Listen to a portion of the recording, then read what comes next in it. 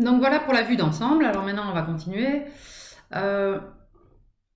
Donc, précédemment, c'est ce qu'on avait vu, hein, l'entrée de l'air par les fosses nasales, par le pharynx, puis le larynx, puis ça passe par la trachée, ok, trachée artère, et puis après les bronches, et puis ensuite on a vu qu'on avait les bronchioles, et enfin les lobules dans lesquels on allait avoir nos alvéoles pulmonaires, hein, nos petits sacs avec les alvéoles pulmonaires.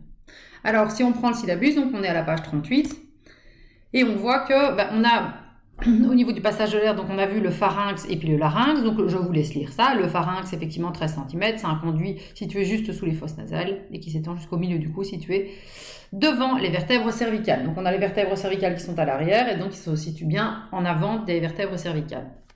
Ok, la paroi est composée de muscles squelettiques et tapissée d'une muqueuse. Le pharynx sert de conduit pour l'air et la nourriture. Donc ça, c'est la partie importante. Donc on est bien toujours à mi-chemin, au point de convergence du système digestif et du système respiratoire. Tandis que le larynx, qui est une portion courte, unissant le pharynx à la trachée, donc je vous ai dit, hein, on peut le sentir ici. Après, le déterminer, c'est un peu plus compliqué.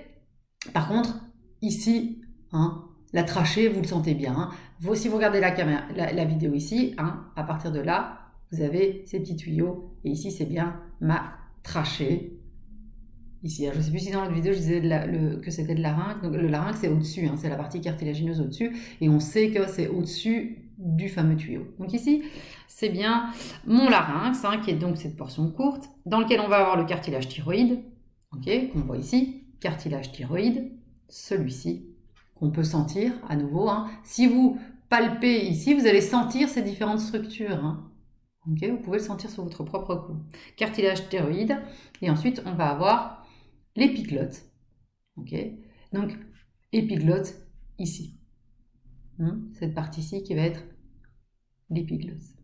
Donc, c'est ça qui va permettre... donc, c'est une grosse pièce de cartilage située sur le dessus du pharynx. Okay, et c'est ça qui va permettre la déglutition. La langue se pose sur le palais, le nez se ferme, le larynx s'élève, l'épiglotte ferme le larynx, et le bol alimentaire est poussé vers l'œsophage. Donc l'épiglotte, c'est ce qui va justement permettre de décider, hein, c'est l'aiguillage, décider si on va dans le système digestif ou dans le système respiratoire. Et donc lorsqu'on déglutit, hein, le système respiratoire, si vous voulez, il est tout le temps ouvert, mais lorsqu'on déglutit, c'est-à-dire qu'on avale par notre salive, eh bien, on va avoir la fermeture du système respiratoire par l'épiglotte et donc le passage du bol alimentaire. Et c'est justement pour ça que dans certains cas, si justement il y a eu un problème de déglutition, mais ça a été mal fermé, et résultat, vous risqueriez d'avoir du bol alimentaire, quelque chose que vous avez mangé, qui passe dans le système respiratoire et qui va aller se coincer au niveau soit de la trachée, soit des bronches. Alors plus c'est haut, plus c'est grave. Hein, si la trachée est obstruée, et bien à ce moment-là, on a un réel problème parce que tous les deux poumons sont complètement obstrués. Par contre, si c'est la bronche qui va du côté dans le poumon gauche ou le poumon droit, mais il y a toujours un poumon fonctionnel et un poumon qui est bloqué, donc ça amènerait une difficulté respiratoire. Et plus bas. D'ailleurs, petit rappel de secourisme, si quelqu'un avale quelque chose de travers, comme on dit, et donc ça passe dans le système respiratoire, hein, il se tient droit, on lui tape surtout pas dans le dos, hein, sinon c'est comme un flipper, hein, on fait descendre ça au niveau ici et on va aller bloquer ça plus bas au niveau des bronches. Donc pour faire sortir quelque chose, on met la personne vers l'avant et on tape dans son dos pour que l'élément ressorte. Hein. Le but c'est que ça ressorte, hein. Le but c'est pas que ça descende. Donc ça c'est quelque chose d'important. On verra aussi que poumon gauche et poumon droit, en réalité la taille des bronches n'est pas la même. Hein. Donc on va avoir des bronches qui vont avoir des tailles différentes tout simplement, mais parce qu'on va avoir la partie gauche ou droite à votre avis des poumons qui est la plus grande. Quel poumon serait le plus grand? Et pourquoi? Tout simplement. Qu'est-ce qu'on a autour des poumons ici au niveau des poumons? Qu'est-ce qu'on a d'autre à ce niveau-ci? Qu'est-ce qu'on a d'autre? Hein, l'estomac est plus bas. Qu'est-ce qu'on a d'autre ici? Le cœur. Hein. Le cœur prend de la place. Et donc le cœur, il est calé entre les deux poumons, on l'a vu dans les PowerPoint d'avant. Et donc comme le cœur, il est calé entre les deux poumons, mais qu'il est un petit peu décalé vers la gauche, eh bien, les poumons gauches sont plus petits. 2 lobes du côté gauche, 3 lobes du côté droit. Ok? Donc ça, c'est quelque chose d'important. Donc le larynx, on voit que c'est toute cette partie cartilagineuse qu'on va avoir ici, avec cet élément qu'on ne doit pas oublier, qui est bien l'épiglotte et qui permet l'orientation du bol alimentaire vers l'œsophage et non pas vers le système respiratoire. Ok ? C'est au niveau du pharynx aussi qu'on va avoir toute la phonation, hein, tout le rôle avec les cordes vocales. Okay, donc on a toute cette partie cartilagineuse et puis après on va tout avoir la partie de membrane qui va permettre la phonation. Donc la membrane muqueuse du larynx, ok, parfois je dis pharynx au lieu de larynx, hein, donc faites attention, du larynx comprend deux paires de replis, hein, et on va avoir les replis supérieurs et les replis inférieurs. Eh bien ce sont tout simplement les cordes vocales supérieures et les cordes vocales inférieures. Au milieu il y a un espace, c'est ce qu'on appelle la glotte. Okay. Donc on va avoir la glotte qui est l'espace situé entre les cordes vocales inférieures du larynx, okay, entre mes deux cordes vocales inférieures du larynx. Donc c'est vraiment une couche qui se ferme comme ça si vous voulez et qui va s'ouvrir ou se fermer pour faire différents sons. Hein. Donc l'espace situé entre les cordes vocales inférieures du larynx, c'est ce qu'on va typiquement appeler la glotte. Le son est produit par la vibration des cordes vocales. Les voyelles sont produites par la contraction et le relâchement des muscles situés dans la paroi du pharynx. Du pharynx, hein, vous entendez bien, cette fois-ci pas du larynx. Les mots sont produits à l'aide des muscles de la face, de la langue et des lèvres. Okay, donc il va y avoir d'une part l'ouverture ou pas des cordes vocales. Okay.